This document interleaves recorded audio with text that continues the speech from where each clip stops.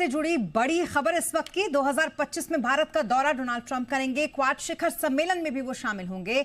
USA president के तौर पर पहले भी 2020 में वो आए थे और अब एक बार फिर से 2025 में क्वाड शिखर सम्मेलन में आने की बात उन्होंने कही है। आपको बता दें कि क्वाड बेहद अहम है और क्वाड में जो देश शामिल है उसमें अमेरिका एक महत्वपूर्ण देश, और ऐसे में अमेरिका के राष्ट्रपति चुने जाने के तुरंत बाद उन्होंने इस बात का ऐलान किया है कि वो क्वाड शिखर सम्मेलन में हिस्सा लेने के लिए 2025 में भारत आने वाले हैं। हालांकि भारत के प्रधानमंत्री नरेंद्र मोदी ने भी उनके चुनाव में जब जीत की ओर वो बढ़ रहे थे तभी उन्होंने इस बात की बधाई उनको दी। अपने साथ फोटोज जो थे पहले के वो शेयर किए और उस पर लिखा था, आपको बहुत बधाई हो मेरे दोस्त। ये फोटोज जो इस वक्त आप देख रहे हैं, दरअसल प्रधानमंत्री नरेंद्र मोदी ने अपने एक्स पर इसे शेयर करते हुए डोनाल्ड ट्रंप को बधाई दी थी। वहीं राष्ट्रपति चुनाव के नतीजों में डोनाल्ड ट्रंप की बड़ी जीत अब तय हो चुकी है। यानी अमेरिका में एक बार फिर से ट्रंप सरकार का जो रास्ता है वो साफ हो चुका है। हालांकि अभी अंतिम और आधिकारिक नतीजे जो हैं उसका ऐलान होना बाकी है और अमेरिकी मीडिया के मुताबिक 277 इलेक्टोरल बॉन्ड के साथ ट्रंप ने बहुमत हासिल कर लिया है। सबसे बड़ी बात यह है कि ट्रंप ने 7 में से 7 स्विंग स्टेट पर बाजी मारी है, जिसकी सबसे ज्यादा चर्चा ये पूरे जो प्रोसेस रहा चुनाव का उस दौरान हुई।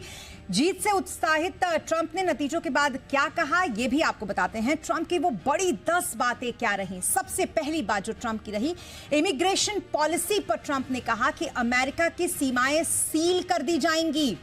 ये पहले भी उन्होंने ऐसा इस तरीके का बयान दिया था जब उनका पहला टर्म था। उस समय भी आपने देखा था उन्होंने इमिग्रेशन पॉलिसी को काफी सख्त बनाई था। दूसरी जो बड़ी बात उनकी रही जियोपॉलिटिक्स पर रही, जहां हम युद्ध शुरू नहीं बल्कि खत्म करेंगे, ये बात डोनाल्ड ट्रंप ने कही है।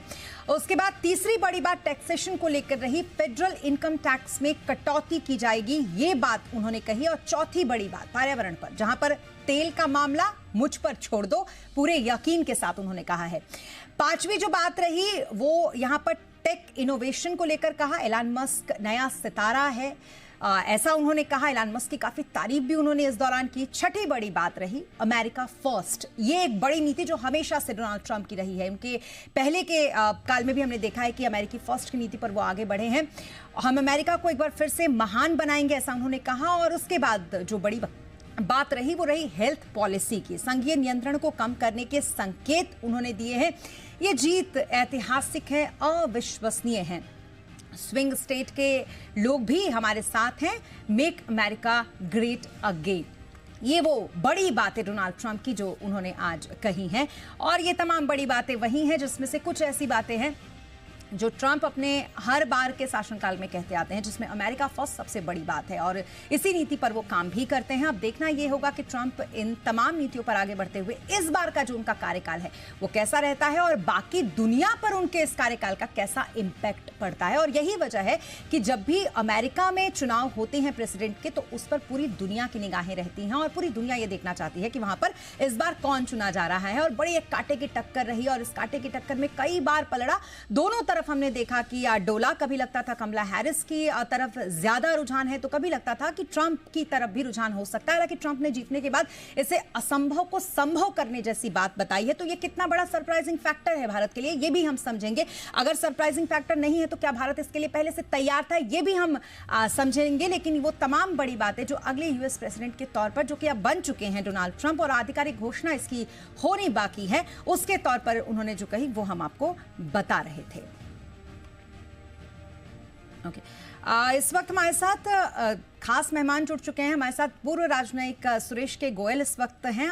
बहुत शुक्रिया सुरेश के गोयल जी हमारे साथ जुड़ने के लिए। सबसे पहले तो मैं आपसे ये जानना चाहूंगी कि क्या इसमें कोई सरप्राइजिंग फैक्टर था क्या, क्योंकि भारत हमेशा अमेरिका के चुनाव को बड़े नजदीकी से देखता है और भारत की जो रणनीति रही है उसके तहत हमेशा देश से ऊपर वो जो एक पद होता है वो महत्वपूर्ण रहता है। चाहे आज कमला हैरिस होती या फिर आज डोनाल्ड ट्रंप हैं, दोनों के लिए भारत उतना ही स्वागत करता, दोनों के लिए भारत उसी तरीके से जैसे उत्साहित है वैसे ही होता। ज्यादा उत्साहित होना हमारी रणनीति नहीं है और किसी एक व्यक्ति को महत्व देना भी हमारी रणनीति नहीं है। तो इसको कैसे हम देखें भारत के परिप्रेक्ष्य में एक बार फिर से डोनाल्ड ट्रंप का आ जाना? देखिए, मेरे ख्याल है हमारे लिए जो डोनाल्ड ट्रंप दोबारा प्रेसिडेंट बने हैं, मैं नहीं समझता हूँ कि इसमें कोई हमारे लिए सरप्राइज था। पहले भी जो टक्कर नेक टू नेक चल रही थी, तो उसके बाद में जो आज सवेरे से ही जो रुझान आने शुरू हुए, एक तरह से निश्चित था कि ट्रंप प्रेसिडेंट बनेंगी। तो दूसरी बात ये है कि राष्ट्रपति ट्रंप और प्रधानमंत्री मोदी ट्रंप के पहले कार्यकाल के दौरान उनकी जो आपस की दोस्ती थी, और ये जो प्रधानमंत्री मंत्री मोदी ने एक्स पर मैसेज भेजा, उससे ये साफ जाहिर है कि प्रधानमंत्री मोदी अपनी पहले की दोस्ती ट्रंप के साथ जो थी उसको इन्वोक कर रहे हैं बीच में, ताकि वो उसको बैकग्राउंड में लेकर के अपनी जो आपस के जो देशों के संबंध हैं उनको आगे बढ़ा सके। उसी कि जहां पर ये छोड़ करके आए थे 4 साल पहले, उसको ही आगे लेकर के बढ़े उसी मधुर वातावरण में या वार्मथ के साथ। लेकिन एक चीज मैं कहूंगा कि अभी राष्ट्रपति ट्रंप जब दोबारा यहाँ पर आए हैं और उन्होंने अपनी नीतियां कुछ आज जाहिर भी करी हैं, लेकिन सबको देखते हुए जो बेसिक एलिमेंट्स हैं वो यही है कि उनका फोकस अमेरिका है, make America great again, America में जॉब क्रिएट करना, अमेरिकन की इकोनॉमी को दोबारा आगे बढ़ाना। उनका रुझान, उनका जो फोकस है वो स्ट्रेटेजिक और सिक्योरिटी के मामलों में, जब तक कि वह अमेरिका के ऊपर सीधा असर नहीं पड़ता है, उस पर नहीं है। अब जैसे कि मैं एग्जांपल देता हूँ, यूक्रेन का मामला है उनका, क्या वो कहते हैं कि हम युद्ध खत्म करेंगे, हम युद्ध के पक्ष में नहीं है। जाहिर सी है कि जो पहले अमेरिकन का इन्वॉल्वमेंट था यूक्रेन की वॉर में, वो पहले से कम हो जाएगा और मेरे ज़ेलेंस्की के लिए चिंता का विषय होगा। अगर भारत की बात करूं तो भारत के लिए दोनों चीजें हैं। एक तो मैं समझता हूं कि भारत से जो रिश्ते हैं पहले की तरह मजबूत रहेंगे जो अब तक रहे हैं उनके समयकाल के दौरान और बाइडेन के समयकाल के दौरान भी। लेकिन एक चीज हमको जो है समझने की जरूरत है कि अगर व्यापार के, और राष्ट्रपति ट्रंप का फोकस व्यापार पर ज्यादा रहेगा, बिल्कुल बिल्कुल, तब मुझे लगा कि इस व्यापार में भारत को नाजायज फायदा उठ रहा है, लग रहा है, और ये फायदा जो है दूर हो रहा है, तो वो भारत के ऊपर ऐसे भी एक्शन ले सकते हैं जो कि हमारे हित में ना हो। बिल्कुल, आपने बिल्कुल सही कहा गोयल जी, और ये बात हमने देखी, काफी अप्रत्याशित रहते हैं उनके डिसीजंस, वो क्या करेंगे कोई प्रिडिक्ट नहीं कर सकता इस बात को। लेकिन भारत एज अ नेशन, हम हमेशा देखते हैं कि जब भी अमेरिका की बात होती है तो ट्रेड हो या फिर टेरिफ पॉलिसीज हो, इसको लेकर थोड़ा चिंतित रहता है कि जो नए राष्ट्राध्यक्ष होंगे वो इसको लेकर कैसे सोचेंगे। आप कैसे देखते हैं ट्रंप की जो पुरानी रणनीति पर अगर ध्यान दें तो ट्रेड और टेरिफ की जो पॉलिसीज हैं, क्या उसमें कोई बदलाव देख रहे हैं आप आगे आने वाले दिनों में? देखिए, ट्रंप ने पहले ही, इलेक्शन होने से पहले ही उन्होंने भारत को बोल दिया कि भारत एक ट्रेड एडवर्सरी है, और उन्होंने पहले ही बोल दिया है कि टैरिफ को डबल कर दिया जाएगा।